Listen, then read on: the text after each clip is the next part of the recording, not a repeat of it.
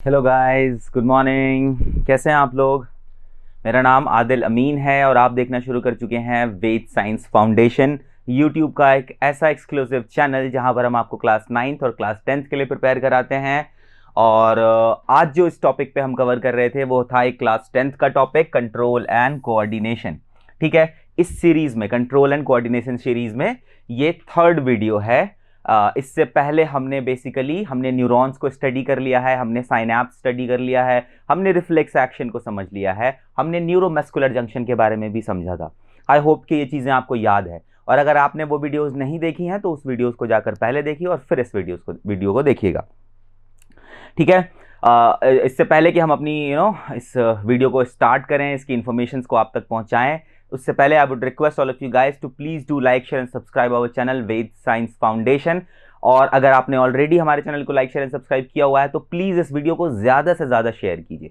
ये सबसे it's an request, it's a request to you of us to you guys. तो please इस video को ज्यादा से ज्यादा शेयर करें ताकि ये ज्यादा से ज्यादा बच्चों तक पहुंच सके और उनको भी इससे बेनिफिट हो सके। तो बच्चा लोग, पिछली जो हम क्लास में पढ़ रहे थे, हमने पढ़ा था रिफ्लेक्स एक्शन। हमने ये पढ़ा कि we have a nervous system, we have a neuron system, जिसके जरिए, है ना, स्टिमुलस जो है वो सेंसरी न्यूरॉन्स के जरिए आपके central nervous system, spinal cord से होते हुए ब्रेन तक लाई जाती है। वहां पर उसको कैलकुलेट किया जाता है, फिर एक रेस्पॉन्स दिया जाता है थ्रू मोटर न्यूरॉन। ठीक है, मोटर न्यूरॉन के थ्रू रिस्पॉन्स दिया जाता है एंड देन फाइनली एक्शन होता है। तो मैंने आपको बच्चे क्या पढ़ाया था पिछले वीडियो लेक्चर में? एक मैंने आपके लिए एक डायग्राम बनाई थी, आपको याद है? एक न्यूरोमस्कुलर जंक्शन के बारे में मैंने आपको बताया था। ठीक है, उसमें एक ये मोटर न्यूरॉन था, ठीक है ना, और यहां पर कुछ रिसेप्टर्स थे। ये इसके अंदर मैंने आपको क्या बताया था? कुछ न्यूरोट्रांसमीटर्स होते हैं। क्या बताया था मैंने आपको? न्यूरो ट्रांसमीटर्स, इनको हम कहते हैं न्यूरोट्रांसमीटर्स। और ये क्या बच्चे होता है? ये रिसेप्टर्स होते हैं, ठीक है जी। ये आपको न्यूरोमस्कुलर जंक्शन मैंने लास्ट वीडियो में भी इसका एक डायग्राम बनाया था और आपको समझाया भी था बेसिकली बच्चे। तो अब देखिएगा बच्चा कि, और इसमें मैंने आपको बताया था कि इसके अंदर माइटोकॉन्ड्रियाज भी होते हैं। ठीक है जी, तो ये माइटोकॉन्ड्रिया आप इसको कंसिडर कर लीजिएगा, थोड़ा अच्छा डायग्राम नहीं है। देखिए, तो ऑफ कोर्स के ये यहां से स्टिमुलस गई सेंसरी न्यूरॉन्स के जरिए, ब्रेन में मैनिपुलेट हुआ, फिर फिर उसके बाद वहां से जो रेस्पॉन्स है वो मोटर न्यूरॉन्स के जरिए आपके मसल्स तक पहुंचाएगी। लेकिन मसल एक्ट कैसे करेगा? फिर आपने मसल हटा लिया, आपने अपना हाथ हटा लिया, ये कैसे हुआ? ये how does this actually happen? ये कैसे हुआ? इसके पीछे कुछ वजह है, ये वीडियो उसी वजह पे डेडिकेटेड है। प्लीज बहुत ध्यान से देखिएगा, क्योंकि ये वाला जो टॉपिक है ना, ये जो मैं चीज अभी आपको समझाऊंगा, ये सिर्फ इसी क्लास पॉइंट ऑफ व्यू से नहीं, फर्दर आने वाली आपकी NEET point of view, class 11 12th point of view extremely important है। इसमें अंदर कुछ बेसिक आइडियाज मैं आपको दूंगा जो आपको फर्दर आपके सीनियर क्लासेस में बहुत ज्यादा हेल्प करेगा। इसलिए please be concentrated and have a copy and a pen with you, ताकि आप कुछ मैं चीजें लिखवाऊं तो आप प्लीज उसको नोट भी कर लो। ठीक है, कम ऑन, लेट्स गो। देखिए बच्चा, मैंने आपको न्यूरोट्रांसमीटर्स बताया था। एक मैंने आपको पिछली वीडियो लेक्चर में एक न्यूरोट्रांसमीटर का नाम बताया था, एसिटाइल कोलिन। क्या बताया था? एसिटाइल कोलिन के बारे में मैंने बच्चा लोगों को बताया था। ये एक न्यूरोट्रांसमीटर है, अब एक बात बताइए, इन न्यूरोट्रांसमीटर्स को रिसीव करने के लिए यहां पर रिसेप्टर्स हैं। एक्चुअली होता क्या है कि जैसे ही मसल के पास मसल फाइबर्स होते हैं, मसल्स के बाद क्या होते हैं? मसल फाइबर्स होते हैं।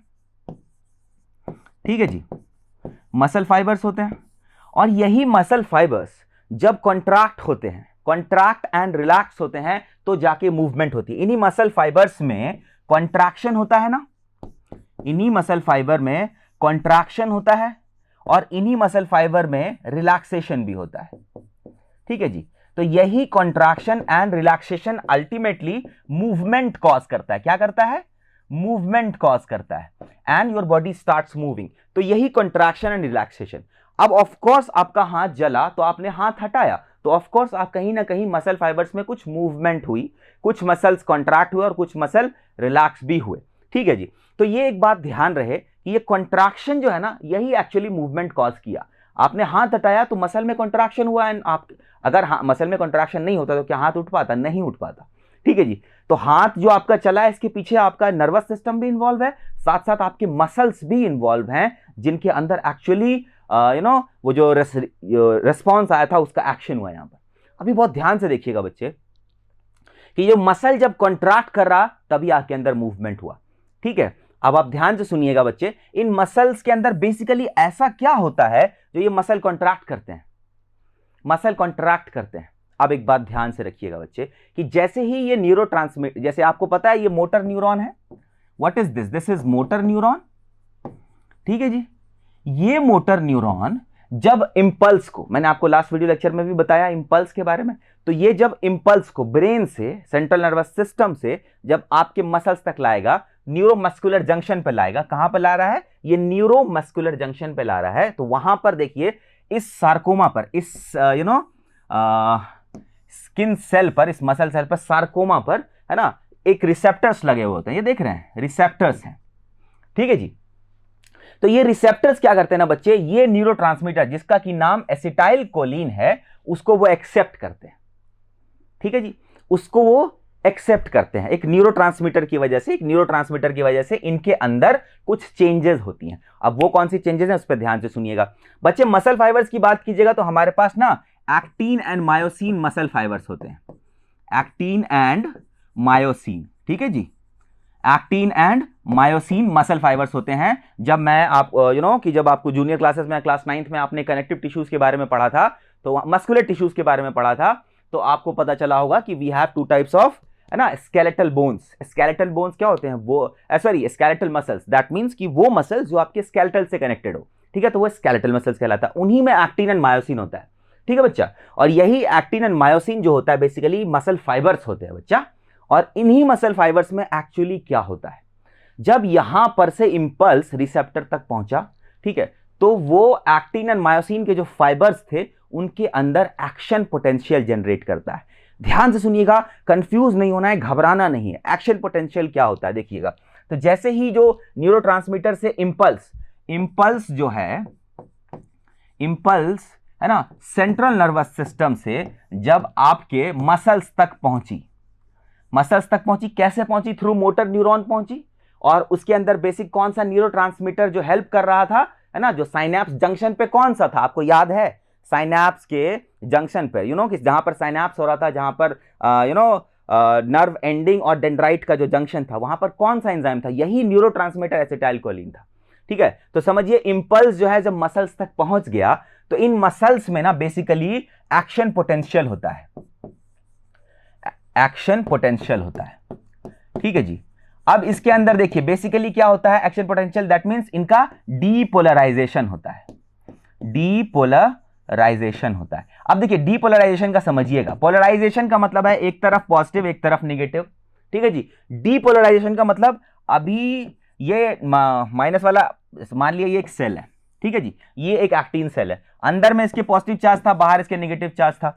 अब कुछ ऐसा हुआ कि अब जो है अंदर नेगेटिव हो गया, बाहर पॉजिटिव हो गया, तो इसको कहते हैं डीपोलराइजेशन। डीपोलराइजेशन का मतलब ही होता है एक तरफ पॉजिटिव एक तरफ नेगेटिव। पोलर मॉलिक्यूल क्या होता है, जिसमें एक तरफ पॉजिटिव एक तरफ नेगेटिव हो। और डीपोलराइजेशन का मतलब, पोलराइजेशन अभी भी है लेकिन डीपोलराइजेशन का मतलब अगर इस तरफ पॉजिटिव था और इस तरफ नेगेटिव था, तो वो पलट के अब इधर नेगेटिव और इधर पॉजिटिव हो गया, इसको कहते हैं डीपोलराइजेशन।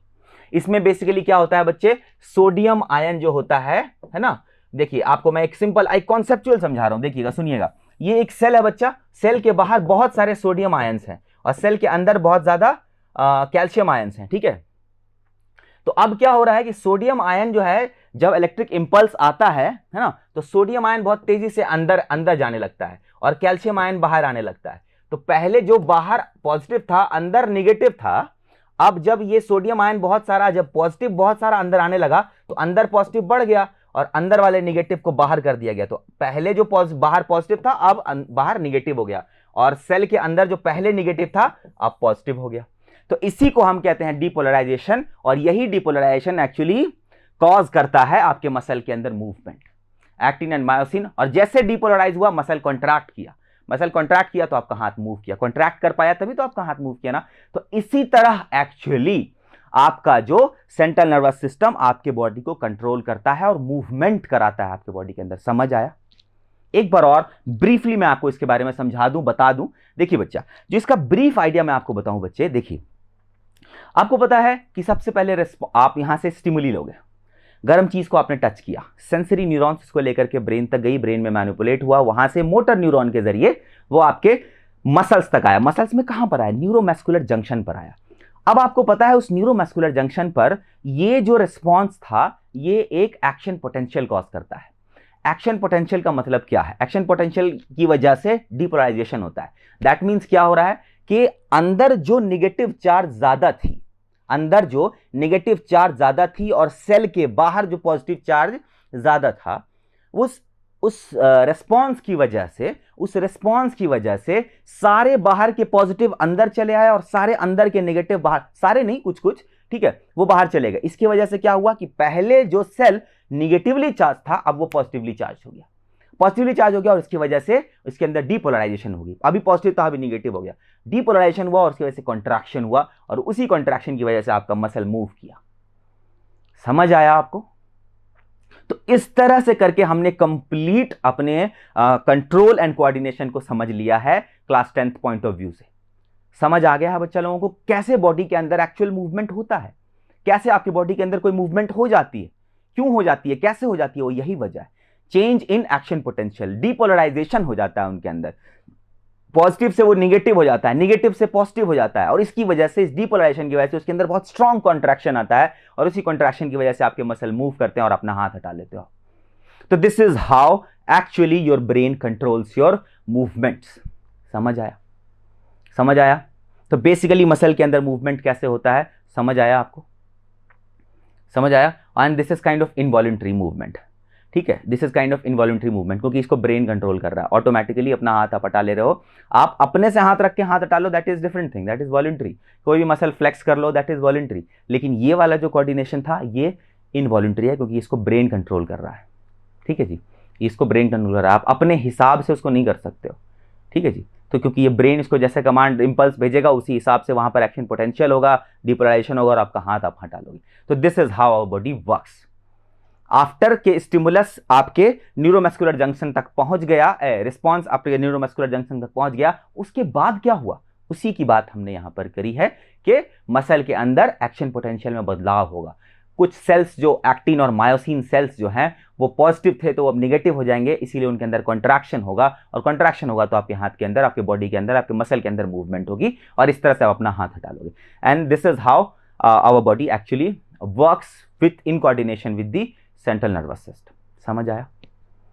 मेरा नाम आदिल अमीन है और आप देख रहे थे वेद साइंस फाउंडेशन। प्लीज इस वीडियो को ज्यादा से ज्यादा शेयर करें एंड प्लीज हमारे चैनल को लाइक शेयर एंड सब्सक्राइब जरूर कर लें। Thank you so much.